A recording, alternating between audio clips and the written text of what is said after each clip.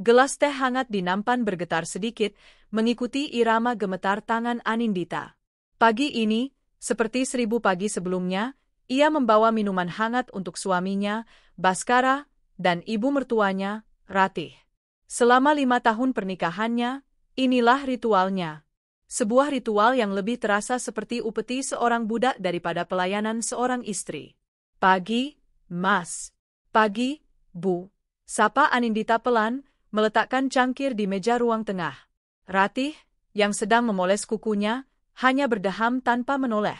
Baskara, suaminya, sibuk dengan ponsel di tangannya, seolah Anindita adalah selembar tirai tipis yang tak terlihat. Hati Anindita perih, namun ia sudah terbiasa. Inilah hidupnya. Hinaan adalah sarapannya, dan ketidakpedulian adalah makan malamnya. Sinetron di TV itu terlalu drama, pikirnya getir. Hidupku jauh lebih menyakitkan. Setiap malam, di sepertiga malam terakhir, Anindita tak pernah absen. Ia membentang sajadah, menangis dalam sujudnya.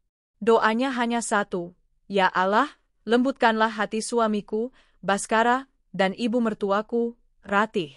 Tunjukkan mereka jalan yang benar. Buat mereka menerimaku." Ia berdoa untuk kebaikan, untuk kehangatan keluarga yang tak pernah ia rasakan sejak ayahnya meninggal dan ia menikah dengan Baskara, pewaris tunggal perusahaan logistik yang cukup besar, perusahaan yang ironisnya dulu dirintis dengan bantuan modal dari almarhum ayahnya. Siang itu, sebuah keajaiban yang tak pernah ia duga terjadi. "Nindi, sini," panggil Ratih dari ruang keluarga. Suaranya, tumben sekali, tidak bernada tinggi. Anindita bergegas, jantungnya berdebar. Apakah ia melakukan kesalahan lagi? Apakah ada debu yang lupa ia bersihkan? Ia tiba di ruang keluarga dan terpaku. Baskara ada di sana, duduk di sebelah ibunya. Dan yang paling aneh, mereka berdua tersenyum padanya. Senyum. Sesuatu yang begitu langka di rumah ini, seperti menemukan oasis di tengah gurun. "Duduk, Nindi," kata Baskara. Suaranya lembut. Anindita duduk kaku di tepi sofa, tangannya terkepal di pangkuan. "Nindi, ibu dengar ibumu di kampung sedang kurang sehat ya?" kata Ratih, memulai percakapan. Anindita terkejut. Ibu baik-baik saja, Bu. Hanya batuk sedikit," katanya kemarin. Ratih mengangguk-angguk. "Itu tidak baik. Orang tua, kalau sudah batuk, harus dijenguk. Kamu ini bagaimana? Kok tidak perhatian sama ibumu sendiri?" Anindita menunduk, siap menerima cercaan. "Maaf, Bu. Sudah, sela Baskara. Aku dan ibu sudah bicara. Kamu pulang kampung saja." Mata Anindita terangkat, membelalak tak percaya. Pulang kampung? Selama ini, jangankan pulang, menelepon ibunya saja ia harus sembunyi-sembunyi agar tidak dituduh menghabiskan pulsa. "Mas, maksudnya? Kamu pulang. Jenguk ibumu," kata Baskara, kini ia menatap Anindita. "Kasihan beliau sendirian. Seminggu, atau mungkin, 2 minggu juga tidak apa-apa. Biar ibumu benar-benar sehat dulu baru kamu kembali." Ratih menimpali, "Benar. Nanti dikira kami ini menantu dan mertua yang jahat, tidak mengizinkan kamu merawat ibumu." Anindita masih membeku. Ini mimpi. Pasti mimpi. Baskara lalu mengambil sesuatu dari dompetnya. Beberapa lembar uang ratusan ribu dan sebuah kartu debit. "Ini," katanya, meletakkan uang dan kartu itu di meja. "Ini tiket pesawat untuk besok pagi sudah kupesankan. Ini uang saku untukmu, dan ini kartu debit. Pakai saja untuk beli apapun yang ibumu butuhkan. Beli buah, beli obat, atau bayar dokter. Jangan khawatir soal uang." Napas Anindita tertahan. Air mata mulai menggenang di pelupuk matanya. "Mas, Ibu, ini serius?" tanyanya lirih. Ratih tertawa kecil. Sebuah tawa yang, untuk pertama kalinya, terdengar ramah di telinga Anindita. "Ya serius, Nindi. Kamu ini. Kami tidak sejahat itu, kan? Kami juga ingin kamu senang. Sudah, sana berkemas. Bawa baju yang banyak." Air mata Anindita akhirnya luruh. Ini bukan air mata kesakitan. Ini air mata haru. Ia spontan bersimpuh, meraih tangan suami dan mertuanya, lalu menciumnya bolak-balik. Terima kasih, Mas. Terima kasih, Bu. Terima kasih banyak, Nenek. Nindi senang sekali. Ya Allah. Baskara menepuk-nepuk kepalanya, agak canggung. Ya, sudah. Sana siap-siap. Sepanjang sore itu, Anindita berkemas dengan hati yang mekar seperti bunga di musim semi. Ia memasukkan baju-bajunya ke dalam koper, senyum tak pernah lepas dari bibirnya. Doanya terkabul. Ya Allah, doanya benar-benar terkabul. Baskara dan Ratih telah berubah. Mereka akhirnya melihatnya. Mereka akhirnya menghargainya sebagai istri dan menantu. Malam itu, sebelum tidur, ia melakukan sujud syukur. Ia menangis lagi, tapi kali ini karena bahagia. Ia berjanji akan merawat ibunya dengan baik, dan saat kembali nanti, ia akan menjadi istri yang lebih baik lagi untuk Baskara. Pagi buta, ia diantar ke bandara oleh sopir. Baskara dan Ratih bahkan memeluknya, pelukan yang terasa kaku, tapi Anindita tak peduli sebelum ia masuk mobil. Hati-hati, Nindi. Salam untuk ibumu, kata Baskara. Jangan lama-lama ya, nanti ibu kangen, timpal Ratih sambil tersenyum. Anindita mengangguk, hatinya meluap oleh kebahagiaan. Di dalam pesawat, saat roda pesawat meninggalkan landasan, Anindita memejamkan mata. Ia membayangkan 2 minggu yang indah di kampung halaman, lalu kembali ke Jakarta, ke rumah yang kini terasa seperti surga. Ia merasa ini adalah awal baru bagi hidupnya. Dia tidak tahu. Dia sama sekali tidak tahu bahwa di saat yang hampir bersamaan, di terminal keberangkatan internasional, suaminya, Baskara, sedang merangkul pinggang wanita lain. Wanita cantik, muda, dengan gaun desainer yang memeluk tubuh. Sudah beres, sayang? Tanya wanita itu, yang bernama Fanya. Baskara tertawa, mengecup kening Fanya. Aman. Si bodoh itu sudah terbang ke kampungnya. Dia pikir kita sebaik malaikat. Ratih, yang berdiri di samping mereka dengan koper mewahnya sendiri, tersenyum puas. Bagus. Jadi tidak ada yang mengganggu acara lamaran kalian di Paris. Paris, here we come, seru Fanya, mengangkat 2 tiket first class di tangannya.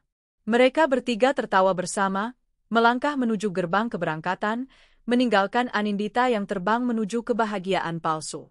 Anindita, yang sedang tersenyum menatap awan dari jendela pesawat, mengira doanya telah dijawab. Dia benar. Doanya telah dijawab. Tapi bukan dengan cara yang ia kira. Ini bukan akhir dari penderitaannya. Ini adalah awal dari kebangkitannya. Dan mereka baru saja melakukan kesalahan terbesar dalam hidup mereka, meremehkan seorang Anindita. Anindita tiba di kampung halamannya dengan hati seringan kapas. Udara desa yang segar, yang dulu terasa biasa saja, kini terasa seperti balsam penyembuh. Ibunya, Asih, menyambutnya di teras rumah kayu sederhana mereka dengan pelukan yang jauh lebih hangat daripada pelukan kaku yang pernah diberikan Ratih.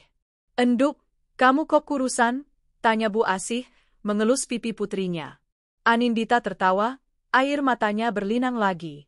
Nindi kangen ibu. Ini Nindi bawakan banyak oleh-oleh. Ini juga ada uang dari Mas Baskara dan Ibu Ratih. Katanya untuk berobat ibu.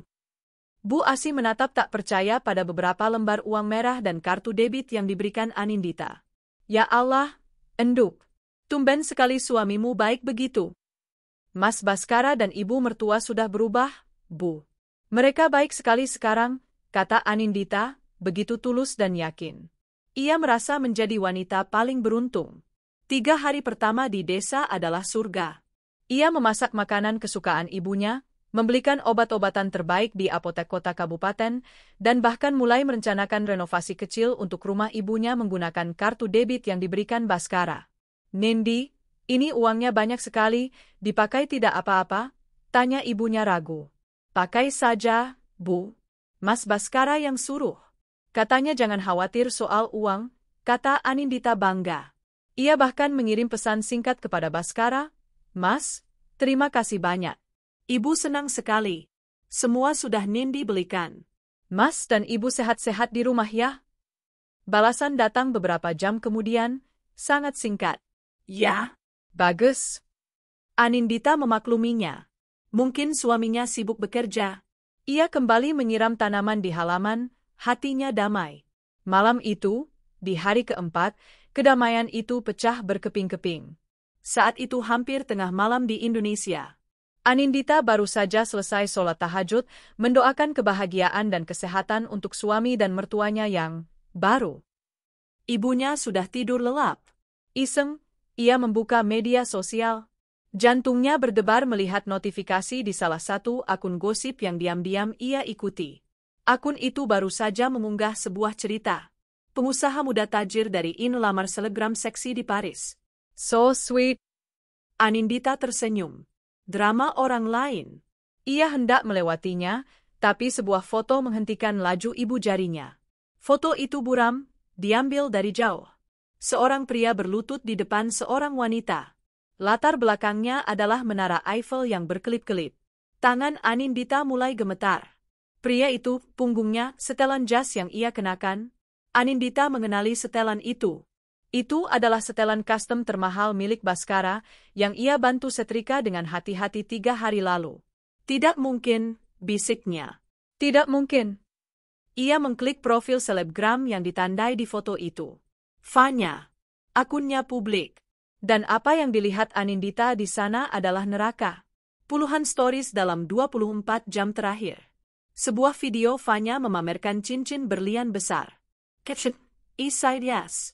Cincin merci, my love bae. Sebuah video Fanya berciuman mesra dengan Baskara di depan Arc de Triomphe. Sebuah video, oh, tidak, ini yang paling menghancurkan. Sebuah video makan malam di restoran mewah. Fanya bersulang. Baskara tersenyum di sampingnya. Dan di seberang meja, duduk ibu mertuanya, Ratih, tersenyum dan bertepuk tangan. Ratih memeluk Fanya dan berkata, "Selamat datang di keluarga kami, menantu ibu yang paling cantik." Menantu ibu. Gelas air di meja di samping Anindita jatuh ke lantai, pecah berantakan. Tapi Anindita tidak mendengarnya.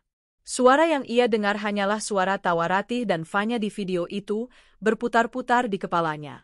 Jadi, ini, bisik Anindita pada bayangannya di kegelapan. Ponselnya bergetar. Sebuah pesan masuk. Dari nomor yang tidak dikenal. Nomor internasional dengan kode negara 33, Prancis. Pesan itu berisi satu foto. Foto close-up Baskara yang sedang mencium Fanya, dengan Ratih yang tersenyum di latar belakang. Di bawah foto itu ada satu kalimat, "Suka dengan hadiah liburannya, Nyonya bodoh? Salam dari Paris. Nikmati hidup barumu di desa." Tangan Anindita menjadi sedingin es. Jadi, mereka tidak hanya mengkhianatinya. Mereka melakukannya dengan sengaja. Mereka merencanakannya. Mereka menyuruhnya pulang agar ia tidak mengganggu. Mereka memberinya uang dan kartu debit, uang receh, sebagai bayaran untuk menyingkirkannya sementara mereka merayakan cinta terlarang di kota paling romantis di dunia. Dikira aku bodoh? Air mata yang ia kira akan membanjiri matanya, mengering. Sesuatu yang dingin dan keras menggantikan rasa sakit di dadanya. Itu adalah amarah. Amarah yang murni, yang membekukan. Aku kira mereka sudah berubah? Dia tertawa. Tawa serak yang menakutkan, bahkan bagi dirinya sendiri. Aku kira doaku terkabul. Ia menatap sajadah yang masih terbentang. Ternyata, doaku memang terkabul.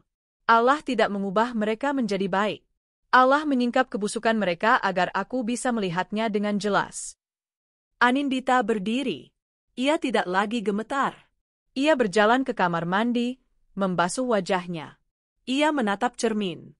Wanita yang menatap balik bukanlah Anindita yang penurut dan cengeng. Matanya tajam. Rahangnya mengeras. Mereka mengirimnya ke kampung. Mereka pikir mereka mengirimnya ke tempat pembuangan. Mereka salah. Mereka mengirimnya kembali ke akarnya, ke tempat ia masih memiliki kekuatan.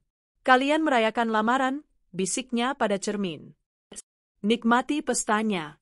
Karena itu akan jadi pesta terakhir yang kalian nikmati. Ia kembali ke kamar. Ia mengambil ponselnya. Ia memblokir nomor dari Prancis itu. Ia tidak akan memberi mereka kepuasan dengan membalas. Ia lalu membuka kontak di ponselnya. Bukan Baskara. Bukan Ratih. Ia mencari nama, Paman Bima, pengacara. Paman Bima adalah sahabat almarhum ayahnya, orang yang mengurus semua warisan dan aset yang ditinggalkan ayahnya untuk Anindita, aset yang selama ini diamankan atas nama Baskara setelah pernikahan. Aset yang jauh lebih besar dari perusahaan logistik Baskara. Ponsel berdering. Di seberang sana, Paman Bima mengangkat. Halo, Nendi? Tumben telepon malam-malam. Ada apa, Enduk? Anindita menarik napas dalam-dalam. Suaranya tenang, dingin, dan penuh kendali. Paman, maaf mengganggu. Ini Anindita. Saya butuh bantuan Paman. Segera. Bantuan apa, Nindi? Anindita berjalan ke jendela, menatap kegelapan malam. Saya mau mengunci semua aset atas nama saya. Dan saya mau Paman cari tahu, apakah kita bisa membekukan rekening atas nama Baskara dan Rati di Paris. Hening sejenak. Nindi, apa yang terjadi? Mereka kira saya bodoh, Paman, kata Anindita. Dan saya ingin memberikan mereka pelajaran. Liburan mereka di Paris saya jamin akan berlangsung jauh lebih lama dari yang mereka rencanakan.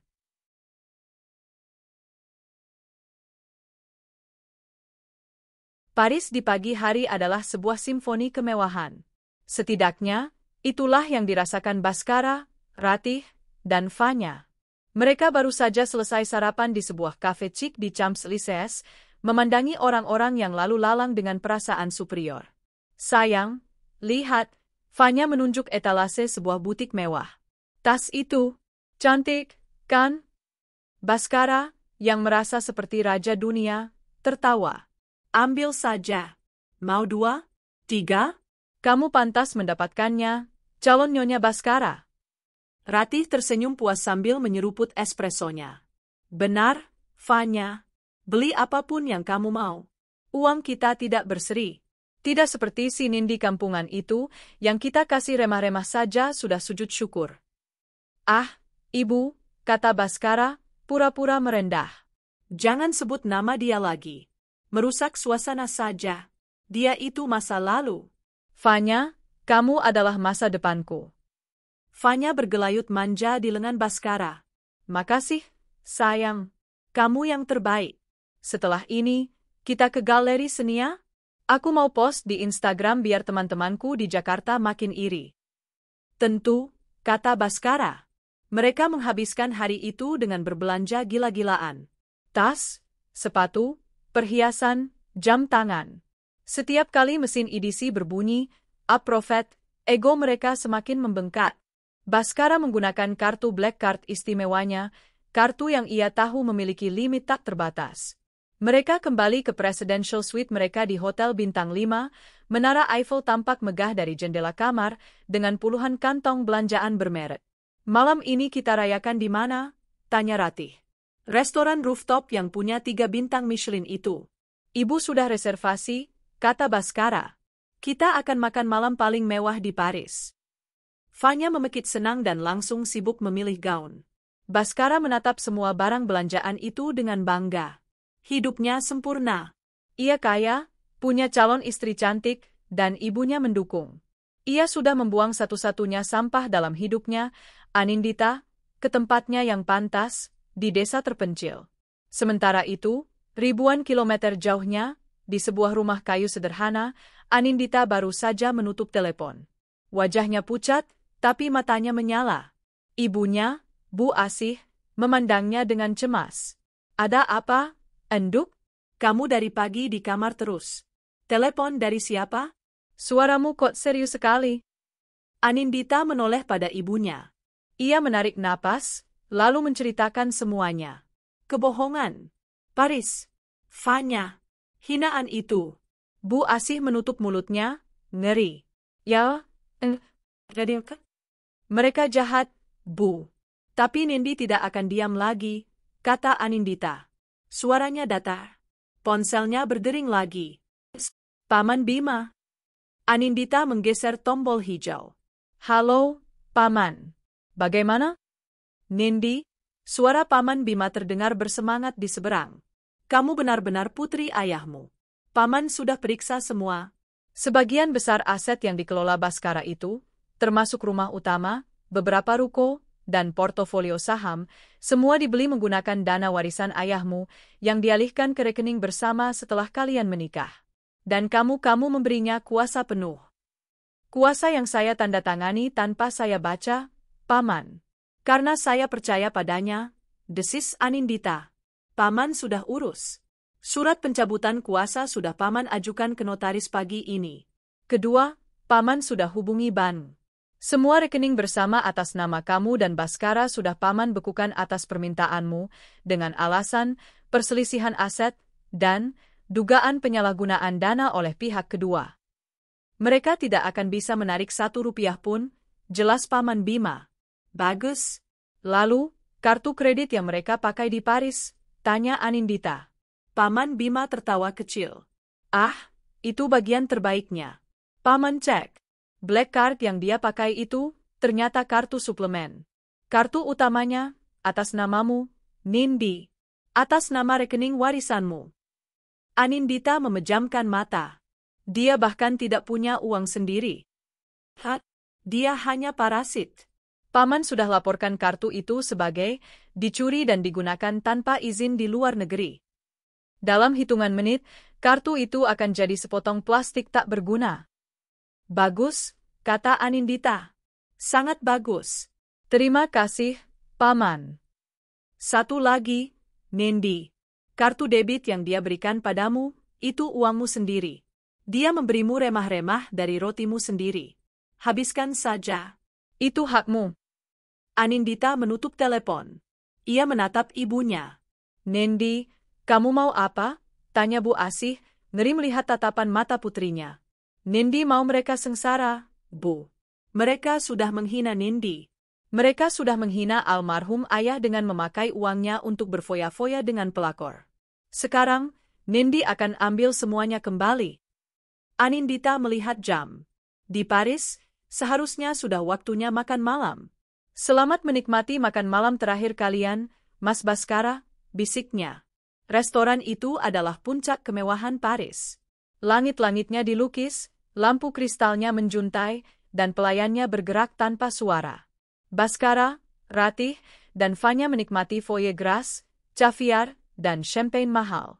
Ini baru hidup, kata Ratih. Tagihan datang di atas piring perak kecil. Totalnya, 17.500 euro. Angka yang fantastis, tapi bagi Baskara, itu hanya angka. Ia dengan sombong menyerahkan black card-nya. Pelayan itu kembali beberapa menit kemudian, wajahnya sedikit canggung. Maaf, Tuan, katanya dalam bahasa Inggris yang sopan. Kartu ini ditolak. Baskara mengerutkan kening. Apa? Tidak mungkin. Coba lagi. Mungkin sinyalnya jelek. Pelayan itu mencoba lagi. Masih sama, Tuan. Fanya dan Ratih berhenti tertawa. Bas, ada apa? Tanya Ratih, mulai kesal. Tidak tahu, kata Baskara, sedikit panik. Ia mengeluarkan kartu kredit lain dari dompetnya, kartu platinum dari perusahaannya. Coba yang ini. Pelayan itu pergi, dan kembali. Maaf, Tuan. Yang ini juga ditolak. Wajah Baskara memucat. Bagaimana bisa? Ini kartu perusahaan. Bas, kamu jangan bikin malu, deh. Desis Fanya, tamu di meja lain mulai melirik. Saya tidak tahu, bentak Baskara. Ia mencoba kartu debitnya. Ditolak. Manajer restoran datang, seorang pria Prancis yang kaku. Tuan, ada masalah? Anda harus melunasi tagihan ini. Saya punya uang. Ini pasti ada kesalahan bank, seru Baskara. Ia mencoba menelepon banknya di Indonesia. Kantor sudah tutup. Ia mencoba mengecek aplikasi mobile bankingnya. Ia tidak bisa login. Akses ditolak. Akun Anda dibekukan? Dibekukan? Ratih mencoba kartunya sendiri. Ditolak. Fanya, jangan ditanya, limit kartunya hanya cukup untuk membeli kopi. Malam yang indah itu berubah menjadi mimpi buruk. Mereka tidak punya uang tunai. Mereka diancam akan dilaporkan ke polisi. Dengan menahan malu yang luar biasa, Baskara harus menyerahkan jam tangan Rolex edisi terbatas miliknya sebagai jaminan dan diusir dari restoran di depan semua orang. Mereka kembali ke hotel dalam keheningan yang mencekam. Basra, apa yang terjadi? Teriak Ratih begitu pintu suite tertutup. Aku tidak tahu, Bu. Saat itulah telepon kamar berdering. Baskara mengangkatnya dengan kasar. Tuan Baskara? Ini front desk. Maaf mengganggu. Kami hanya ingin menginformasikan bahwa kartu kredit yang Anda gunakan untuk jaminan kamar juga ditolak. Hening. Kami sudah mencoba menghubungi pihak bank Anda. Sepertinya semua aset Anda dibekukan, lanjut suara di telepon. Kami membutuhkan jaminan pembayaran baru untuk sisa malam menginap Anda dan tagihan room service yang sudah mencapai 8.000 euro. Atau kami terpaksa meminta Anda untuk check out sekarang juga. Baskara, Ratih, dan Fanya saling pandang. Wajah mereka pucat pasi. Mereka terdampar. Di Paris. Tanpa uang. Tanpa akses ke rekening. Dan akan segera menjadi gelandangan di lobi hotel.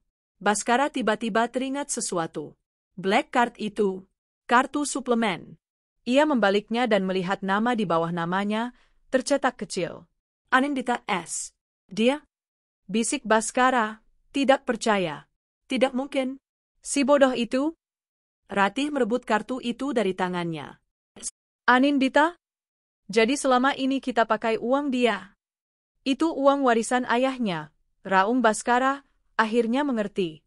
Dia menjebak kita. Di tengah kepanikan itu, Fanya mulai menangis. Jadi gimana? Kita mau tidur di mana malam ini? Baskara menatap menara Eiffel dari jendela. Lampunya yang berkelip indah kini terasa seperti mengejeknya. Malam di Paris terasa dingin, tapi tidak sedingin tatapan manajer hotel yang mengawasi mereka. Di bawah tatapan merendahkan para staf dan tamu lain, Baskara, Ratih, dan Fanya dipaksa menyeret koper-koper mewah mereka keluar dari lobi hotel.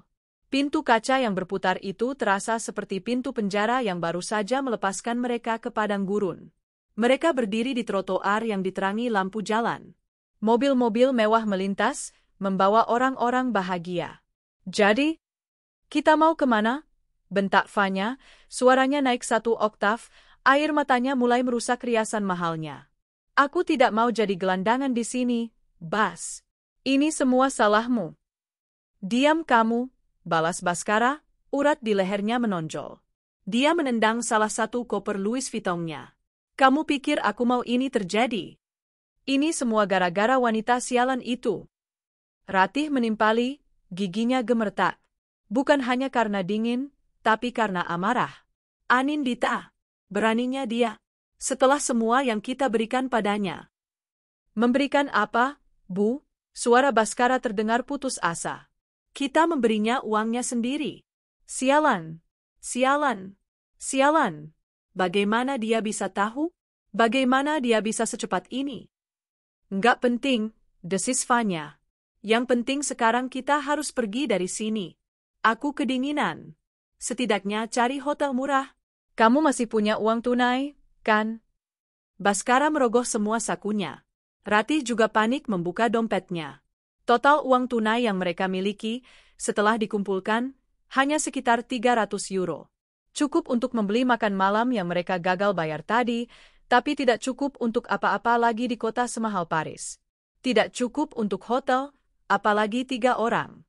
Kita ke bandara saja, usul Baskara, suaranya lemah. Kita pulang. Kita harus segera pulang ke Indonesia. Aku akan selesaikan ini. Aku akan buat perhitungan dengan Anindita. Akan kuceraikan dia, kuambil semua hartanya. Bagus, seru Ratih. Ayo kita ke bandara. Kita gunakan tiket pulang kita. Mereka berhasil menghentikan sebuah taksi van besar. Dengan sisa-sisa harga diri, mereka menjejalkan koper-koper mereka. Perjalanan ke bandara Charles de Gaulle terasa sunyi dan mencekam. Setibanya di sana, Baskara membayar taksi dengan 100 euro terakhirnya. Mereka bergegas ke konter check-in maskapai first class mereka. Kami mau konfirmasi tiket pulang kami. Atas nama Baskara, Ratih, dan Fanya. Penerbangan lusa, kata Baskara, mencoba terdengar normal. Petugas itu mengetik di komputernya. Wajahnya tetap datar. Maaf, Tuan. Penerbangan atas nama tersebut telah dibatalkan. Apa? teriak mereka bertiga bersamaan. Dibatalkan? Oleh siapa? Saya tidak pernah membatalkannya, seru Baskara. Dibatalkan oleh pemegang kartu kredit yang digunakan untuk memesan, Tuan, kata petugas itu dengan tenang. Pembayaran ditarik kembali. Atas nama? Anindita. Baskara memukul meja konter. Ini tidak mungkin. Ada yang bisa kami bantu, Tuan? Cek penerbangan lain. Penerbangan tercepat ke Jakarta. Kelas ekonomi. Apa sih? Petugas itu mengetik lagi. Ada penerbangan besok pagi, singgah di Dubai. 3 kursi kelas ekonomi. Totalnya 9.800 euro. 9.800 euro. Baskara, Ratih, dan Fanya saling pandang. Mereka bahkan tidak punya 200 euro. Maaf, kata petugas itu, melihat keputusasaan di mata mereka. Saya tidak bisa membantu jika Anda tidak bisa membayar. Mereka terdampar. Benar-benar terdampar. Mereka tidak bisa kembali ke hotel. Mereka tidak punya uang untuk hotel baru. Dan mereka tidak punya tiket untuk pulang. Mereka kini hanyalah 3 gelandangan kaya yang terduduk lesu di kursi tunggu bandara, dikelilingi barang-barang mewah yang tak bisa mereka makan. Mimpi buruk itu baru saja dimulai. Sementara 3 orang itu menatap lantai bandara yang dingin, sebuah taksi berhenti di depan gerbang sebuah rumah mewah di kawasan elit Jakarta. Anindita melangkah keluar. Ia telah meninggalkan ibunya di kampung dengan aman, berjanji akan menjemputnya setelah semua urusan selesai. Perjalanannya kembali ke Jakarta terasa seperti perjalanan seorang jenderal perang yang kembali merebut kotanya. Di sampingnya, Paman Bima berdiri tegak. Di belakang mereka, 2 mobil lain berhenti, menurunkan tim pengacara, beberapa penjaga keamanan berbadan tegap, dan seorang tukang kunci. Siap, Nindi? Tanya Paman Bima. Anindita menatap rumah besar di depannya. Rumah di mana ia menghabiskan 5 tahun terakhir hidupnya sebagai pesuruh. Rumah di mana ia menangis setiap malam. Rumah miliknya. Saya siap, Paman. Satpam kompleks yang sudah mengenalnya, terkejut melihat Anindita. Loh, Mbak Nindi, bukannya lagi pulang kampung? Saya sudah kembali, Pak, kata Anindita. Suaranya dingin dan berwibawa. Tolong buka gerbangnya. Paman Bima maju. Kami tim kuasa hukum dari Nyonya Anindita, pemilik sah properti ini. Kami akan mengambil alih aset ini kembali. Mohon kerjasamanya. Satpam itu, melihat surat-surat resmi dan tim keamanan, segera membuka gerbang. Anindita berjalan masuk. Para pelayan, yang biasanya memandangnya dengan hina atas perintah Ratih, berkumpul di teras, bingung. Mbak Tuan dan Nyonya? Tanya Bik Inah, kepala pelayan yang paling sering menyindirnya. Perlu saya luruskan, kata Anindita, langkahnya bergema di lantai marmer yang dulu ia pel setiap hari. Pertama, Tuan Baskara dan Nyonya Ratih sedang berlibur tanpa batas waktu. Kedua, Nyonya di rumah ini adalah saya. Anindita menatap lurus ke mata Bik Inah. Bik Inah dan semua yang merasa lebih setia pada Nyonya Ratih. Anda saya pecat. Saat ini juga. Bereskan barang pribadi Anda dalam 10 menit. Uang pesangon akan ditransfer oleh tim pengacara saya. Satpam, tolong antar mereka keluar. Bik Inah pucat pasi. Tapi, Mbak, Nyonya? Saya Nyonya di sini, tegas Anindita. Paman, tolong. Paman Bima memerintahkan timnya bergerak. Anindita berjalan ke kamar utama. Kamar yang selama ini ia tiduri di lantai, di sebelah kaki tempat tidur Baskara. Kamar itu kini berantakan. Dan ada aroma parfum wanita lain yang menyengat. Pakaian dalam Fanya tergeletak di lantai kamar mandi. Rasa mual naik ke tenggorokannya, tapi ia menahannya. Ini adalah bahan bakar. Tukang kunci, panggilnya. Ganti semua kunci di rumah ini. Pintu utama, semua kamar, gerbang, dan brankas. Segera. Ia berjalan ke balkon kamar, menatap taman yang terhampar. Selama 5 tahun, ia merasa kecil di rumah ini. Malam ini, ia adalah penguasanya. Ponselnya bergetar. Sebuah pesan dari Paman Bima yang berada di lantai bawah. Tiket mereka ke Jakarta sudah dibatalkan. Mereka resmi terdampar. Anindita tersenyum tipis di kegelapan. Selamat menikmati jalanan Paris, Mas Baskara. Dingin, ya, bisiknya ke udara malam. Sudah 24 jam sejak mereka diusir dari hotel. Bagi Baskara, Ratih, dan Fanya, 24 jam itu lebih buruk dari neraka.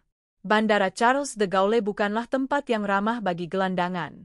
Setelah beberapa jam mencoba tidur di kursi besi yang dingin, seorang petugas keamanan bandara mengusir mereka dengan kasar, mengatakan mereka tidak bisa berkemah di sana. Mereka terpaksa keluar ke udara pagi yang dingin. Lapar, lelah, dan, yang terburuk bagi mereka, bau. Aku nggak tahan lagi, pekit Fanya, air matanya sudah kering, menyisakan jejak maskara yang luntur di pipinya. Aku lapar, Bas. Aku mau mandi. Ini bukan liburan yang kamu janjikan.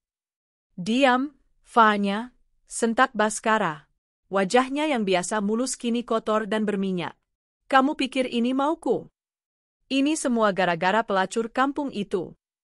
Justru ini salahmu. Ratih menimpali, suaranya serak. Kenapa kamu bisa sebodoh itu? Menikahi dia tanpa memastikan semua hartanya jadi milikmu dulu. Kenapa kamu pakai kartu atas nama dia? Boh, dulu ibu juga yang setuju, balas Baskara. Pertengkaran itu tak ada habisnya. Mereka lapar. 200 euro sisa mereka tidak akan bertahan lama. Kita harus jual sesuatu, kata Baskara, matanya menatap tas Hermes di pelukan Ratih. Ratih memeluk tasnya. Ini tasku. Kamu saja yang jual jam tanganmu. Jam tanganku sudah ku kasih ke manajer restoran sialan itu. Mata mereka bertiga lalu tertuju pada satu benda, cincin berlian besar di jari Fanya. Cincin lamaran. Fanya langsung menyembunyikan tangannya. Tidak. Tidak akan. Ini cincinku. Fanya, sayang. Bujuk Baskara, nadanya tiba-tiba melunak. Kita butuh uang ini. Untuk makan, untuk cari penginapan murah. Nanti kalau kita sudah kembali ke Jakarta, aku belikan kamu yang 10 kali lebih besar. Aku janji. Setelah 1 jam penuh tangisan dan bujukan, Fanya akhirnya setuju. Mereka menemukan sebuah bijouterie, toko perhiasan, yang juga menerima gadai. Pria tua di balik meja kaca memandangi mereka bertiga, yang tampak kacau balau namun membawa cincin berlian 10 karat, dengan tatapan curiga. Ia mengetes berlian itu. Asli, gumamnya dalam bahasa Prancis. Berapa? Tanya Baskara. Pria itu menulis di kalkulator, 5.000 euro. Apa? Cincin ini harganya 150.000 euro, seru Fanya. Pria itu mengangkat bahu. Ambil, atau tinggalkan. Saya lihat, Anda butuh uang cepat. Mereka tidak punya pilihan. Dengan tangan gemetar, Baskara mengambil uang 5.000 euro itu. Mereka kini punya uang, tapi harga diri mereka sudah lumat. Mereka tidak bisa kembali ke hotel mewah. Mereka mencari di internet dan menemukan sebuah hostel murah di pinggiran kota Paris, di distrik yang kumuh. Mereka harus menyewa 1 kamar dengan 3 ranjang susun, berbagi kamar mandi dengan 10 orang lain di lorong. Bau kamar itu adalah bau pesing dan keringat. Malam itu, Ratih dan Fanya berebut kamar mandi, sementara Baskara duduk di tepi ranjang yang berderit, memakan baget keras. Ia mencoba membuka laptopnya, mencari celah di mobile bankingnya. Saat itulah sebuah email masuk ke ponselnya. Notifikasi dari sekretaris perusahaannya. Subjek, pemberitahuan, rapat umum pemegang saham luar biasa PT Adijaya Logistik. Baskara membukanya. Itu adalah notulen rapat. Rapat yang diadakan pagi ini? Bagaimana bisa? Ia membaca isinya. Jantungnya serasa berhenti berdetak. Pagi itu di Jakarta, Anindita tidak bangun di kamar pembantu. Ia bangun di kamar tidur utama, di atas spray katun Mesir yang lembut, setelah tidur nyenyak pertama kalinya dalam 5 tahun. Tapi dia tidak bersantai. Pukul 9 pagi, ia sudah berada di lobi PT Adijaya Logistik. Perusahaan yang ia tahu, didirikan almarhum ayahnya bersama ayah Baskara, sebelum akhirnya ayah Baskara meninggal dan Baskara mengambil alih. Yang tidak Baskara tahu adalah, 60% saham holding perusahaan ini masih atas nama Anindita, sebagai warisan yang tidak pernah ia sentuh. Ia berjalan masuk, didampingi Paman Bima dan 3 pengacara lainnya. Resepsionis, yang biasanya mengabaikannya, terbelalak. Mbak, Nyonya Nindi? Bapak Baskara kan lagi? Saya tahu, potong Anindita. Suaranya tenang dan dingin. Saya kesini untuk bertemu Dewan Direksi. Tolong panggilkan mereka. Rapat darurat. Sekarang. Kekacauan terjadi. Para manajer panik. Tapi Paman Bima sudah mengirimkan surat resmi.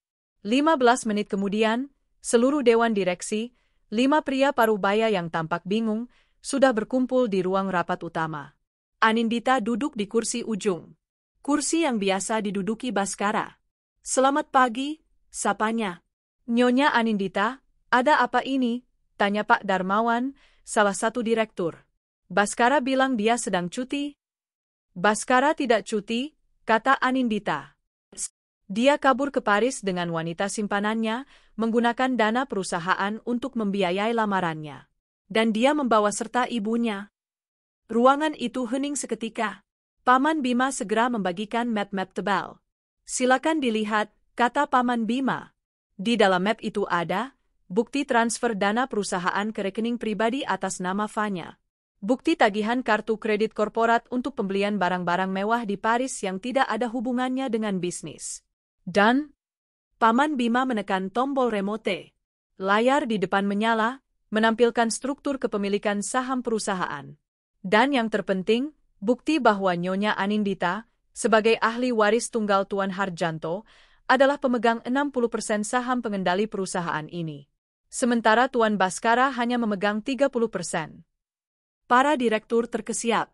Mereka memandang Anindita, yang duduk tegak dengan mata tajam. Ini bukan menantu penurut yang mereka kenal. Baskara telah melakukan penggelapan dana, lanjut Anindita. Dan saya, sebagai pemegang saham mayoritas, tidak akan menolerir ini. Apa mau Anda, Nyonya? Tanya Pak Darmawan, suaranya kini hormat. Anindita menatap mereka satu persatu. Mulai detik ini, katanya, saya, Anindita Harjanto, mengambil alih posisi Chief Executive Officer, CEO, PT Adijaya Logistik. Baskara dinonaktifkan dari semua jabatannya, tanpa pesangon. Semua aset perusahaan atas namanya dibekukan. Ia berhenti sejenak, membiarkan kata-katanya meresap. Akan ada audit penuh. Siapapun yang terbukti membantu penyelewengan dana Baskara, akan saya proses secara hukum. Paham? Tidak ada yang berani membantah. Mereka melihat tatapan almarhum ayahnya di mata Anindita, tatapan tegas seorang pemimpin. Saya paham, kata Pak Darmawan, mengangguk. Selamat datang, Ibu Direktur. Di kamar hostel yang bau di Paris, Baskara membaca notulen rapat itu. Memberhentikan dengan tidak hormat saudara Baskara mengangkat Nyonya Anindita Harjanto sebagai CEO baru. Ponselnya bergetar lagi. Belasan email masuk bersamaan. Akses email korporat Anda dicabut. Akses perbankan korporat Anda dibekukan. Fasilitas mobil perusahaan Anda ditarik. Kehilangan segalanya. Rumah, perusahaan, uang. Anindita tidak hanya menguncinya di Paris. Dia telah mengambil alih seluruh hidupnya. Tidak. Baskara mengamuk. Ia melempar laptopnya ke dinding. Fanya menjerit ketakutan. Ratih terduduk lemas di lantai kotor. Dia mengambil semuanya. Wanita sialan itu mengambil semuanya. Raung Baskara, air mata frustrasi mengalir di wajahnya. Dia bukan lagi pengusaha kaya. Dia bukan lagi siapa-siapa. Dia hanya seorang pria bangkrut yang terdampar di negara orang, bersama ibu dan selingkuhannya yang kini menatapnya dengan pandangan jijik. Uang 5.000 euro dari hasil menjual cincin Fanya terasa banyak, tapi di Paris, uang itu menguap seperti embun. Mereka harus makan. Mereka harus membayar hostel kumuh itu setiap hari. Dan yang terpenting, mereka harus mencari cara untuk pulang. Setelah seminggu tinggal di kamar sempit itu, suasana menjadi racun. Aku nggak tahan lagi. Fanya melempar sepotong roti keras ke lantai. Ini bukan hidupku. Aku seorang influencer. Aku biasa makan enak, tidur di kasur empuk. Bas, lakukan sesuatu. Baskara, yang sedang mondar-mandir di ruangan sempit itu dengan rambut acak-acakan dan janggut yang mulai tumbuh, membentak, "Lakukan apa? Kamu tuli. Aku sudah bilang, semua diblokir. Perusahaan diambil alih. Kita tidak punya apa-apa lagi." "Lalu bagaimana kita pulang?" jerit Vanya. "Kita ke kedutaan." Ratih tiba-tiba angkat bicara. Matanya yang cekung menatap tajam. "Kita warga negara Indonesia. Kita bilang kita dirampok. Paspor kita masih ada.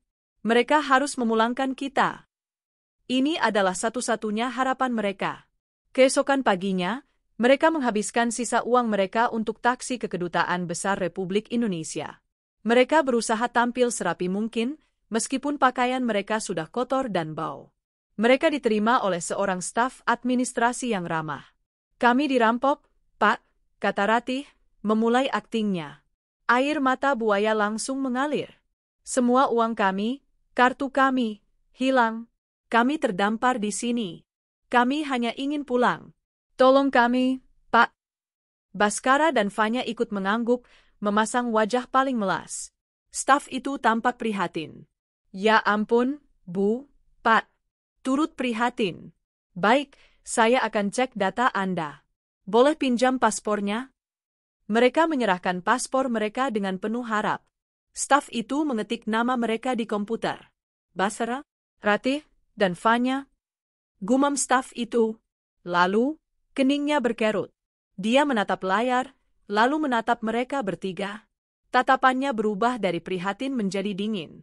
"Pak Baskara," katanya, nadanya kini resmi. "Ada catatan khusus di nama Anda. Sepertinya Anda tidak dirampok." Jantung Baskara berdebar. Maksud Anda?" Staf itu memutar monitornya.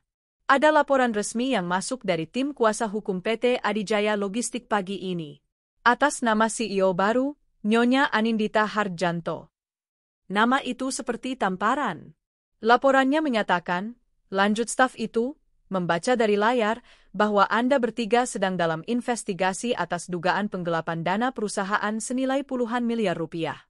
Ada juga peringatan bahwa Anda kemungkinan akan mencoba kabur dari Paris dengan alasan palsu, seperti dirampok. Baskara dan Ratih pucat pasi. "Itu fitnah. Dia istri saya." "Dia?" Staf itu mengangkat tangannya. "Pak, saya tidak peduli masalah pribadi Anda. Tapi dengan adanya laporan investigasi kriminal ini, kedutaan tidak bisa mengeluarkan dana repatriasi darurat untuk Anda. Itu akan dianggap membantu tersangka melarikan diri." "Bapak tidak akan membantu kami?" tanya Ratih, suaranya bergetar. "Kami bisa membantu," kata staf itu. "Kami bisa membantu menghubungi pengacara Anda di Indonesia. Tapi kami tidak bisa membelikan Anda tiket pulang." "Maaf, ini prosedur." Mereka diusir secara halus dari kedutaan. Anindita. Lagi-lagi Anindita. Dia tidak hanya memblokir uang mereka. Dia telah melangkah lebih jauh. Dia telah mengunci mereka di luar negeri secara legal. Dia memastikan mereka tidak bisa pulang untuk melawannya. Mereka kembali ke hostel. Uang mereka tinggal 1.500 euro. "Kita harus jual sesuatu lagi," kata Baskara putus asa. Semua mata tertuju pada koper-koper mewah dan puluhan kantong belanjaan yang mereka beli di hari pertama. Tas, sepatu, dan gaun-gaun Vanya. Tas Hermes Ratih. Satu persatu, mereka mulai menjual harta mereka di toko-toko barang bekas mewah. Tapi mereka ditipu habis-habisan. Barang yang mereka beli seharga 10.000 euro, hanya laku 1.000 euro. Mereka kini harus menjual kemewahan mereka hanya untuk membeli nasi dan menyewa kamar bau untuk hari berikutnya. Mereka terjebak. Sementara itu, di Jakarta, Anindita sedang memimpin rapat dewan direksi pertamanya sebagai CEO. Dia tidak lagi memakai daster kusam. Hari ini, ia mengenakan blazer biru tua yang dijahit khusus, rambutnya disanggul rapi. Auranya begitu kuat hingga tak ada satupun direksi yang berani menatap matanya terlalu lama. "Laporan audit awal sudah masuk," katanya, suaranya menggema di ruang rapat. "Seperti yang saya duga, Baskara telah menggerogoti perusahaan ini selama 3 tahun terakhir. Dia membuat proyek fiktif, memalsukan faktur, dan menggunakan dana operasional untuk gaya hidupnya. Ini parah sekali, Bu Sio, kata Pak Darmawan, ngeri melihat angka-angka di layar. Sangat parah, kata Anindita. Dan itulah mengapa kita tidak akan tinggal diam. Paman Bima berdiri. Tim hukum kami, atas perintah Ibu Anindita, telah mengajukan gugatan pidana dan perdata terhadap saudara Baskara dan Sedri Ratih atas penggelapan dana dan pencucian uang. Kami juga telah mengirimkan surat peringatan ke kedutaan kita di Paris untuk mencegah mereka kabur. Anindita mengangguk. Bagus. Sekarang, kita bersihkan rumah kita. Selama seminggu itu, Anindita melakukan perombakan total. Ia memecat kroni-kroni Baskara yang terbukti korup. Ia mempromosikan karyawan-karyawan jujur yang selama ini terpinggirkan. Ia memotong biaya-biaya tidak perlu dan mengalihkan dana itu untuk kesejahteraan karyawan dan inovasi. Dia bekerja 18 jam sehari. Dia membaca setiap laporan, mempelajari setiap divisi. Dia keras, tapi adil. Dalam waktu singkat, seluruh perusahaan tahu. Era raja yang manja telah berakhir, kini saatnya sang ratu yang cerdas berkuasa. Sore itu, setelah rapat yang melelahkan, Anindita kembali ke rumah mewahnya. Rumah itu sudah bersih. Tidak ada lagi jejak Baskara, Ratih, atau Fanya. Dia telah menyumbangkan semua pakaian mereka. Dia hanya menyisakan satu hal. Dia berjalan ke kamar tamu, tempat koper lamanya tersimpan. Koper yang ia bawa ke kampung. Di dalamnya, ia menemukan selembar daster kusam yang sering ia pakai saat mengepel lantai. Dia mengambil daster itu. Dia berjalan ke halaman belakang, ke tempat pembakaran sampah. Dia melemparkan daster itu ke dalam api. Dia melihat kain itu terbakar, berubah menjadi abu. Itu adalah simbol. Anindita yang lama, yang lemah, yang penurut, telah ikut terbakar hangus. Ponselnya berdering. Nomor tak dikenal dari Paris. Dia tahu itu siapa. Dia menjawabnya dan meletakkannya di meja dengan speaker menyala. Anindita, kamu dengar aku? Suara Baskara terdengar panik dan putus asa dari seberang. Terdengar suara tangisan Ratih dan Fanya di latar belakang. Anindita tidak menjawab. Dia hanya mendengarkan. Nindi, aku mohon, buka blokirnya. Pulangkan kami. Aku minta maaf. Aku salah. Kami tersiksa di sini, Nindi. Kami makan sekali sehari. Kami tidur di kamar penuh tikus. Nindi. Anindita menyesap teh melatinya, menatap api yang melahap daster lamanya. Nindi, jawab aku, sialan. Kamu akan busuk di neraka karena menyiksa suamimu. Anindita tersenyum tipis. Neraka? Katanya pelan, suaranya begitu jernih terdengar di seberang. Saya sudah hidup di neraka selama 5 tahun, Mas. Di rumah ini. Bersama Anda. Dia melanjutkan, nikmati Paris. Katanya itu kota yang romantis. Sampaikan salam saya untuk ibu dan Fanya, ya? Bilang padanya, dia terlihat sangat cantik saat menangis. Anindita menutup teleponnya. Dia memblokir nomor itu. Dia sudah selesai dengan masa lalunya. Sekarang, saatnya membangun masa depannya.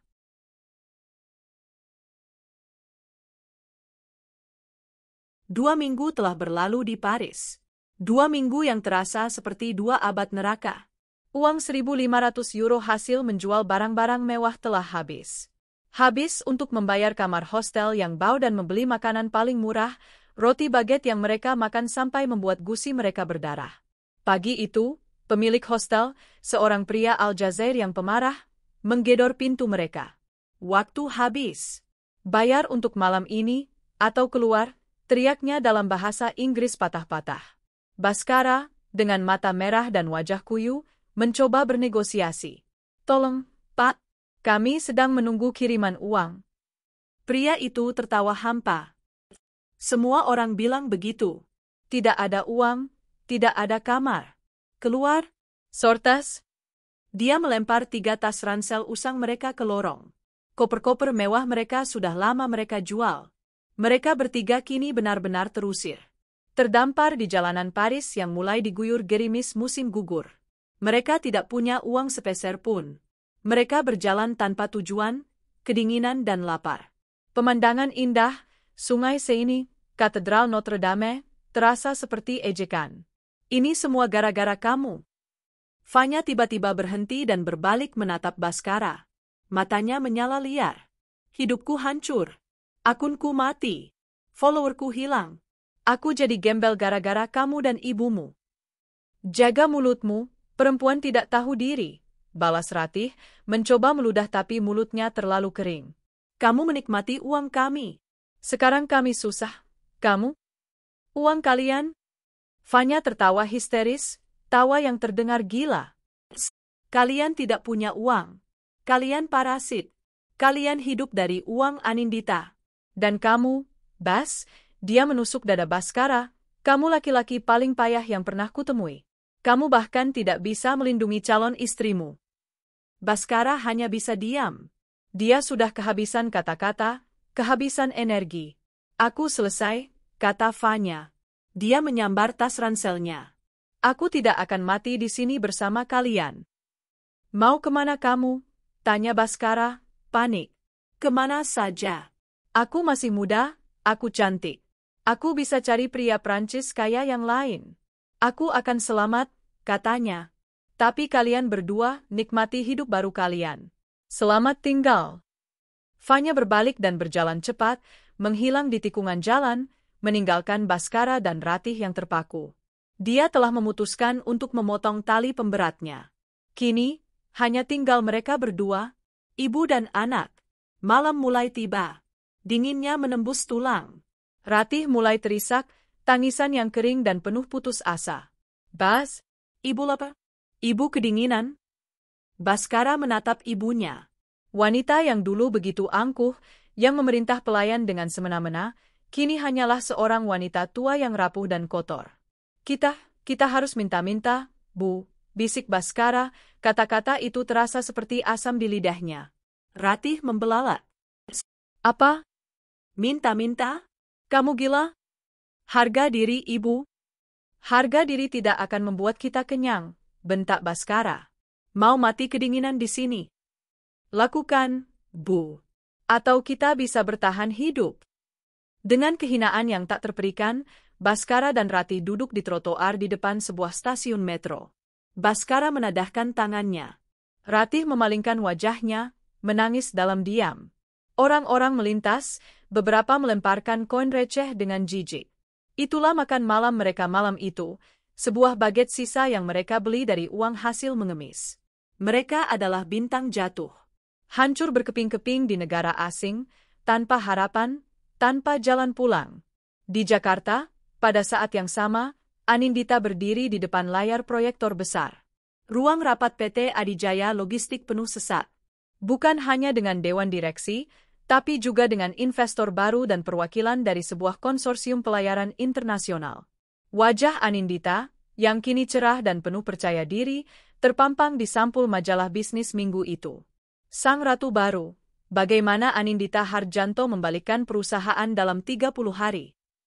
Selamat pagi, Bapak dan Ibu sekalian, suaranya tenang, namun menggetarkan ruangan. Selama sebulan terakhir, kita telah membersihkan perusahaan ini dari praktik-praktik korup.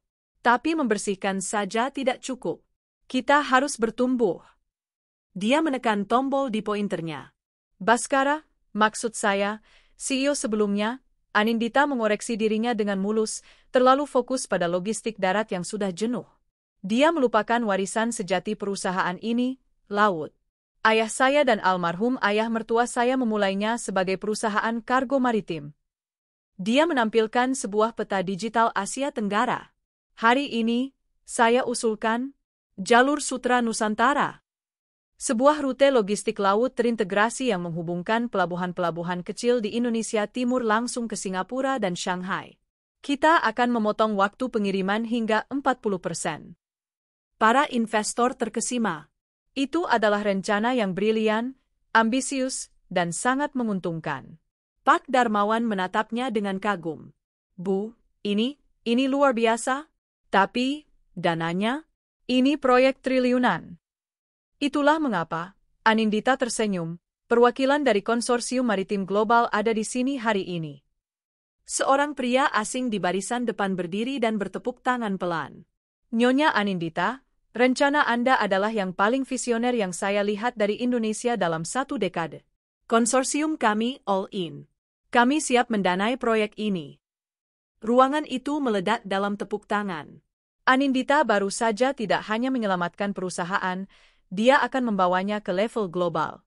Dia telah membuktikan bahwa dia bukan hanya bos besar karena warisan, tapi karena otaknya.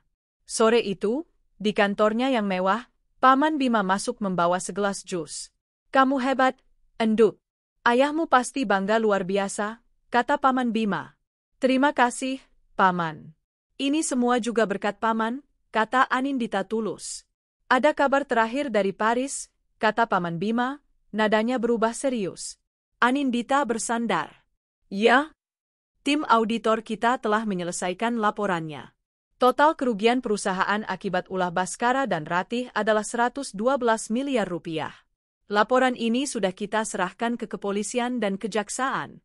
Dan dampaknya di Paris lebih cepat dari dugaan kita. Apa maksud Paman? Karena besarnya jumlah penipuan dan fakta mereka menggunakan kartu kredit internasional secara ilegal, pihak berwenang Prancis telah setuju untuk bekerja sama. Interpol baru saja menerbitkan Red Notice atas nama Baskara dan Ratih. Anindita mengerutkan kening. Red Notice? Artinya, mereka sekarang resmi menjadi buronan internasional, jelas Paman Bima. Mereka tidak bisa meninggalkan Prancis dengan identitas mereka. Jika mereka terdeteksi di bandara atau stasiun kereta manapun di Eropa, mereka akan langsung ditangkap. Dan jika mereka tertangkap oleh polisi di sana, misalnya karena mengemis atau menggelandang. Anindita menatap Paman Bima. Mereka akan diadili dan dipenjara di Prancis dulu, sebelum kita bisa minta ekstradisi, kata Paman Bima. Anindita terdiam sejenak. Dia menatap gemerlap kota Jakarta dari jendela kacanya. Mereka tidak hanya terdampar. Mereka kini adalah tikus yang terperangkap dalam sangkar seukuran negara. Tanpa uang, tanpa teman, dan kini, tanpa identitas yang sah. Bagus, kata Anindita pelan. Pastikan semua aset sisa atas nama mereka di Indonesia disita oleh negara untuk membayar kerugian perusahaan. Dia lalu tersenyum. Bukan senyum balas dendam, tapi senyum kebebasan. Paman, tolong pesankan saya tiket. Saya mau jemput ibu di kampung.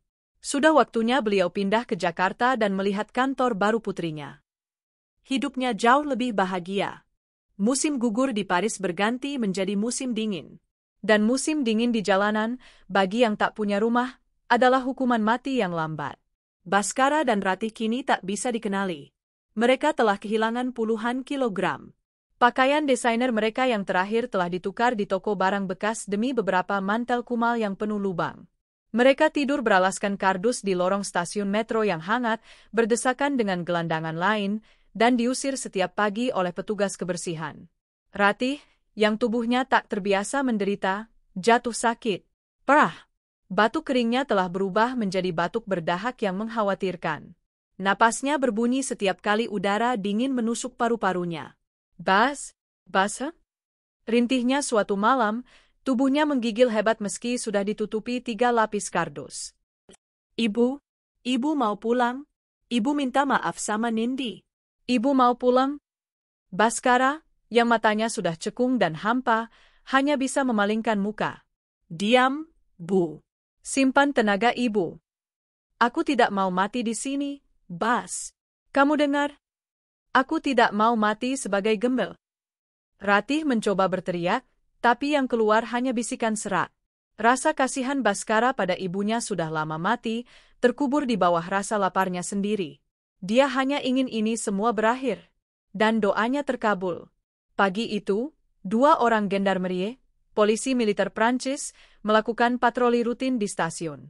Mereka melihat 2 sosok kotor yang meringkuk di sudut. Pemandangan biasa. Tapi satu dari mereka adalah petugas yang jeli. Dia melihat paspor Indonesia yang tergeletak setengah terbuka di samping Baskara. Papiers, il faut split, kata petugas itu, menusuk tubuh Baskara dengan tongkatnya. Baskara menyerahkan paspornya dan paspor Ratih dengan tangan gemetar. Petugas itu menyipitkan mata. Dia berbicara di radionya, membacakan nama dan nomor paspor. Hening sejenak. Lalu, radio itu berderak penuh balasan. Petugas itu dan rekannya langsung berubah siaga. Tangan mereka bergerak ke borgol di pinggang. Monsieur Baskara et Madame Ratih. Oh oui? Yes. Bisik Baskara. Anda ditahan, kata petugas itu dalam bahasa Inggris yang kaku. Atas red notice Interpol. Anda buronan. Ratih, yang setengah sadar, bahkan tidak mengerti apa yang terjadi ketika tangannya yang kurus dan kotor diborgol di belakang punggungnya. Baskara tidak melawan. Tidak ada lagi tenaga untuk melawan. Ditangkap adalah sebuah kelegaan. Setidaknya, di penjara ada atap dan makanan. Saat mereka digiring keluar dari stasiun metro, cahaya pagi musim dingin yang pucat menerpa wajah mereka. Orang-orang yang lalu lalang menatap mereka dengan jijik. 2 gelandangan kotor ditangkap polisi. Baskara menunduk. Inilah akhir dari segalanya. Kehancuran total. Di tempat lain di Paris, Fanya juga tidak menemukan surga. Pria Prancis, kaya, yang ia temui ternyata hanyalah seorang fotografer freelance yang tinggal di apartemen 1 kamar yang sempit.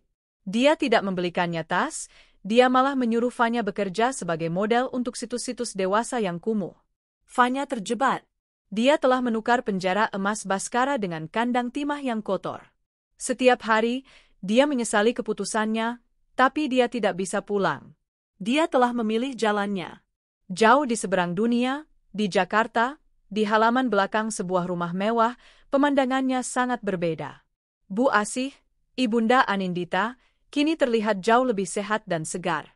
Beliau duduk di kursi rotan yang nyaman, mengenakan pakaian yang bagus, sambil tersenyum melihat putrinya. Anindita, yang hari itu libur, tidak mengenakan blazer CEO-nya. Ia memakai kaos oblong sederhana dan celana katun, tangannya kotor karena tanah.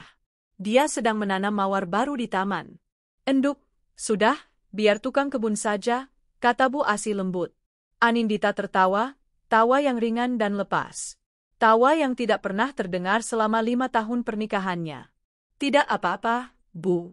Nendi suka. Ini mengingatkan Nindi pada halaman kita di kampung, katanya, menyeka keringat di dahinya. Kamu terlihat bahagia, Enduk, kata Bu Asih, matanya berkaca-kaca. Nindi memang bahagia, Bu. Anindita duduk di samping ibunya, menggenggam tangan wanita yang paling ia cintai. Sangat bahagia. Ponselnya di meja bergetar. Sebuah pesan dari Paman Bima. Anindita membukanya. Itu adalah sebuah foto. Foto Baskara dan Ratih saat ditangkap di stasiun metro, diborgol, kotor, dan hancur. Foto itu dikirim oleh kontak Paman Bima di Interpol. Di bawahnya ada pesan, mereka tertangkap. Saat ini ditahan di penjara La Sante. Ratih langsung dilarikan ke rumah sakit penjara karena pneumonia akut dan gizi buruk. Apa langkah kita selanjutnya, Bu Siil? Bu Asih, melihat perubahan raut wajah putrinya, bertanya, ada apa, Nindi? Anindita memperlihatkan foto itu kepada ibunya. Bu Asih terkesiap. Ya? Anindita terdiam lama. Dia menatap foto itu. Pria yang pernah ia cintai. Wanita yang pernah ia hormati seperti ibunya sendiri. Kini mereka tampak seperti sampah. Tidak ada rasa kasihan di hatinya. Tapi juga tidak ada rasa benci yang membara. Yang ada hanyalah hampa. Mereka bukan lagi bagian dari hidupnya. Dia mulai mengetik balasan untuk Paman Bima. Paman, terima kasih atas informasinya. Biarkan proses hukum di Prancis berjalan. Kejahatan mereka di sana, terhadap pihak bank dan imigrasi, harus dipertanggungjawabkan dulu. Kita tidak perlu buang-buang uang perusahaan untuk ekstradisi mereka dalam waktu dekat. Dia berhenti sejenak, lalu menambahkan satu kalimat terakhir. Tolong kirimkan tagihan biaya rumah sakit Nyonya Ratih di penjara ke rekening saya. Bukan rekening perusahaan. Rekening pribadi saya. Paman Bima meneleponnya hampir seketika. Nindi, kamu yakin? Setelah semua yang dia lakukan? Anindita menatap taman mawarnya. Saya tidak ingin dia mati, Paman, kata Anindita pelan. Mati terlalu gampang. Saya ingin dia hidup. Saya ingin dia hidup cukup lama untuk diadili di Indonesia dan menghabiskan sisa hidupnya di penjara di negaranya sendiri. Saya bayar biaya medisnya agar dia tetap hidup untuk menerima hukuman yang setimpal. Dia menutup telepon. Dia telah membuktikan segalanya. Bahwa dia tidak bisa disepelekan. Bahwa hidupnya lebih bahagia. Dan bahwa kini, dia bukan hanya seorang bos besar. Dia adalah ratu yang memegang kendali penuh atas nasibnya dan nasib musuh-musuhnya. Ayo, Bu, katanya, kembali tersenyum pada ibunya. Kita buat bubur sumsum. Nindi tiba-tiba kangen masakan ibu. 3 tahun kemudian, Pengadilan Negeri Jakarta Pusat penuh sesak. Udara terasa berat dan panas, kontras dengan pendingin ruangan yang menderu. Hari ini adalah sidang putusan. Di kursi terdakwa, duduk 2 sosok yang hampir tak bisa dikenali. Baskara. Rambutnya yang dulu tersisir rapi kini menipis dan memutih. Wajahnya tirus, tatapannya kosong. Seragam tahanan oranye tampak kedodoran di tubuhnya yang kurus. Di sampingnya, di atas kursi roda, duduk Ratih. Penyakit pneumonia yang dideritanya di penjara Prancis, ditambah gizi buruk dan stres berat, telah merenggut kesehatannya secara permanen. Dia kini lumpuh sebagian. Matanya yang dulu tajam dan menghina, kini hanya menatap nanar ke lantai. Mereka telah menjalani 18 bulan hukuman di Prancis atas pelanggaran imigrasi dan penipuan kartu kredit, sebelum akhirnya diekstradisi ke Indonesia untuk menghadapi tuntutan utama, penggelapan dana perusahaan senilai 112 miliar rupiah. Pintu ruang sidang terbuka. Suasana hening seketika. Anindita masuk. Dia tidak lagi terlihat seperti korban, atau bahkan seperti seorang pejuang. Dia terlihat seperti seorang ratu. Dia mengenakan setelan blazer sutra berwarna marun yang dipadukan dengan kain batik tulis yang elegan. Rambutnya tergulung rapi, memperlihatkan sepasang anting berlian sederhana namun berkelas. Di sisinya berjalan Paman Bima dan tim pengacara mudanya. Dia bukan lagi Anindita yang menangis di sajadah. Dia adalah Anindita Hardjanto, CEO PT Adijaya Logistik, yang fotonya 3 bulan lalu terpampang di sampul majalah Forbes Asia sebagai wanita paling berpengaruh dalam industri maritim 2028. Dia duduk di barisan depan, tepat di belakang jaksa penuntut. Punggungnya lurus. Dia tidak menoleh sedikit pun ke arah kursi terdakwa. Hakim ketua mengetuk palu. Waktu putusan. Dengan ini menyatakan terdakwa Baskara dan terdakwa Ratih terbukti secara sah dan meyakinkan bersalah melakukan tindak pidana korporasi, pencucian uang, dan penggelapan dalam jabatan secara bersama-sama. Jantung Baskara berdebar keras. Menjatuhkan hukuman pidana kepada terdakwa Baskara dengan penjara seumur hidup. Baskara terhuyung. Seumur hidup. Dan menjatuhkan hukuman pidana kepada terdakwa Ratih dengan penjara 20 tahun, serta memerintahkan seluruh sisa aset atas nama kedua terdakwa disita negara untuk membayar kerugian perusahaan. Saat itulah Ratih akhirnya bereaksi. Dia tidak terima. Tidak, jeritnya dari kursi roda, suaranya serak dan melengking. Tidak adil. Ini semua karena dia. Iblis itu. Mata Ratih yang penuh kebencian menatap lurus ke punggung Anindita. Anindita, kamu iblis. Kamu yang membuat kami seperti ini. Kamu hancurkan keluarga kami. Kamu akan dibakar di neraka. Ruang sidang ricuh. Pengawal bergerak untuk menenangkan Ratih. Anindita, dengan tenang, berdiri. Dia berbalik. Perlahan, dia berjalan mendekati batas antara pengunjung dan terdakwa. Seluruh mata di ruangan tertuju padanya.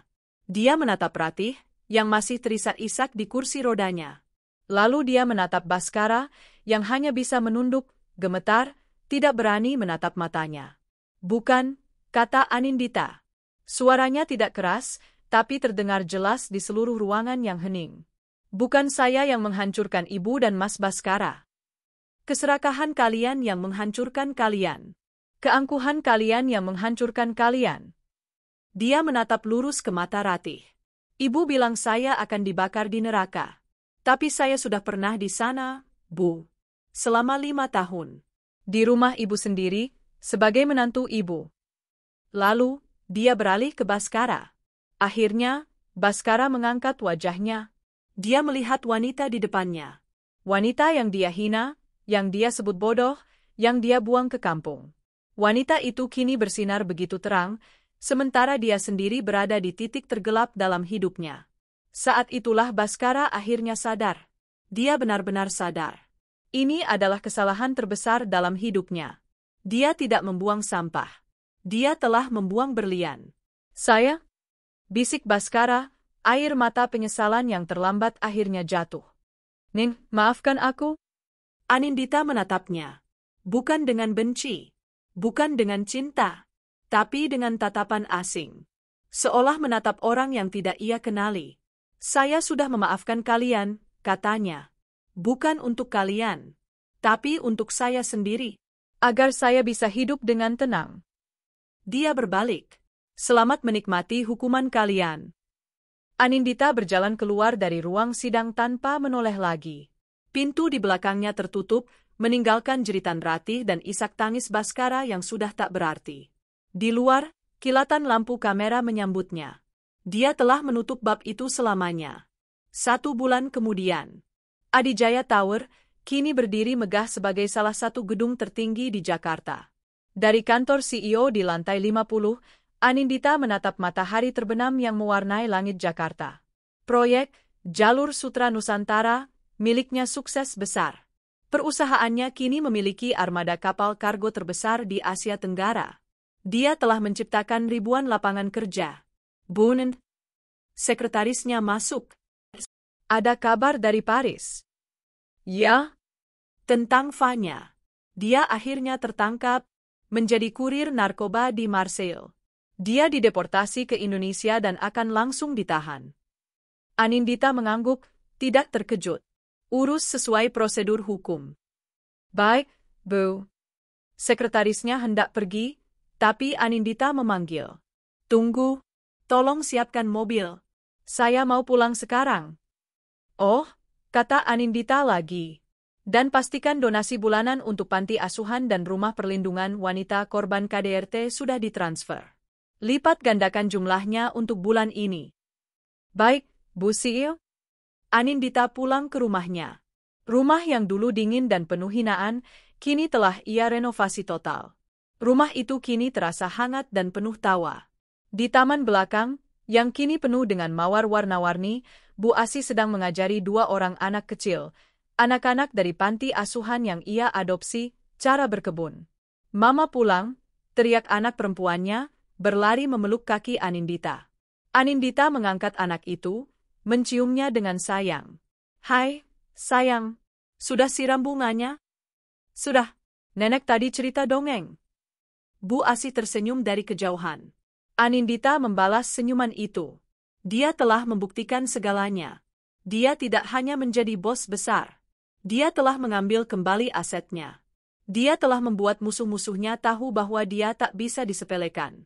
Dan yang terpenting, dia berdiri di teras rumahnya, memeluk putrinya, ditemani ibunya, memandangi taman mawarnya yang mekar sempurna. Dia menghirup udara malam yang segar. Dia telah membuktikan bahwa hidupnya jauh lebih bahagia tanpa mereka. 5 tahun kemudian, sebuah siaran berita pagi di televisi layar datar besar itu hampir tidak terdengar, hanya menjadi gumaman latar di ruang makan yang bermandikan cahaya matahari. Anindita, dengan secangkir teh hangat di tangannya, sedang mengawasi kedua anaknya, kini berusia 8 dan 9 tahun, yang berebut mengoleskan selai di roti mereka. Andra, Riana, jangan berebut, sayang, katanya lembut, senyumnya terukir alami. Tapi kakak ambil selai nanas Riana, Mama. Kan bisa bagi 2, Kak? Di tengah keriuhan kecil yang membahagiakan itu, suara dari televisi tiba-tiba sedikit mengeras, menarik perhatian Anindita sejenak. Terpidana kasus penggelapan dana korporasi, Ratih, telah meninggal dunia di rumah sakit penjara tadi malam di usia 64 tahun. Anindita membeku sesaat, cangkirnya tertahan di udara. Penyiar berita melanjutkan, Ratih, yang menderita kelumpuhan permanen, meninggal akibat komplikasi pneumonia akut yang dideritanya sejak lama. Dikabarkan, putranya, Baskara, yang juga menjalani hukuman seumur hidup di penjara terpisah, tidak akan diizinkan untuk menghadiri pemakaman. Berita itu berlanjut ke segmen lain. Fanya, yang dijatuhi hukuman 15 tahun penjara karena menjadi bagian dari sindikat narkoba internasional, baru saja ditolak pembebasan bersyaratnya. Layar televisi kemudian beralih ke berita olahraga. Bu Asih, yang sedang membawa sepiring buah, melihat raut wajah putrinya. "Ande?" Anindita menoleh ke ibunya, lalu tersenyum. Senyum yang damai. Dia mengambil remote dan mematikan televisi. Masa lalu itu sudah selesai. Benar-benar selesai. Dia tidak merasakan kebencian. Dia tidak merasakan iba. Dia tidak merasakan apa-apa. Mereka hanyalah catatan kaki yang sudah ditutup dalam buku kehidupannya yang baru. "Mama, Mama, lihat," seru Andra, memamerkan roti selainya yang berantakan. Tawa Anindita pecah. "Iya, sayang. Hebat sekali." Saat itulah, sepasang lengan yang kokoh dan hangat melingkari pinggangnya dari belakang. "Pagi, sayang," sebuah suara berat yang tenang berbisik di telinganya. "Pagi, Bu." "Pagi, Reza," sapa Bu Asih, tersenyum lebar. Anindita bersandar pada suaminya, Reza, seorang arsitek ternama yang ia temui 2 tahun lalu, seorang duda baik hati yang mencintainya tanpa syarat, yang memuja kecerdasannya sama seperti memuja hatinya. Reza meletakkan tangannya di atas tangan Anindita, lalu dengan lembut mengelus perut Anindita yang sedikit membuncit. "Bagaimana kabar jagoan kecil kita pagi ini?" tanya Reza, menatap perut istrinya. Anindita tertawa. Dia menendang semalam. Sepertinya dia tidak sabar mau bertemu kakak dan neneknya. Reza mengecup puncak kepala Anindita.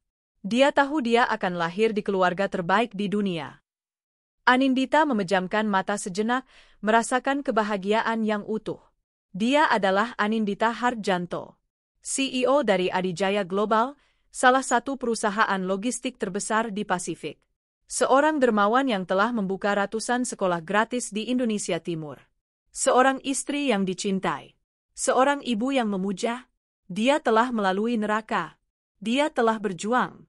Dia telah menghancurkan mereka yang meremehkannya. Dan kini, dia berdiri di puncaknya. Bukan lagi sebagai bos besar yang menakutkan, tapi sebagai wanita yang telah membuktikan bahwa hidupnya jauh lebih bahagia, lebih kaya, dan lebih lengkap tanpa mereka. Dia telah membuktikan segalanya. Dan dia, akhirnya, menemukan kedamaian sejatinya.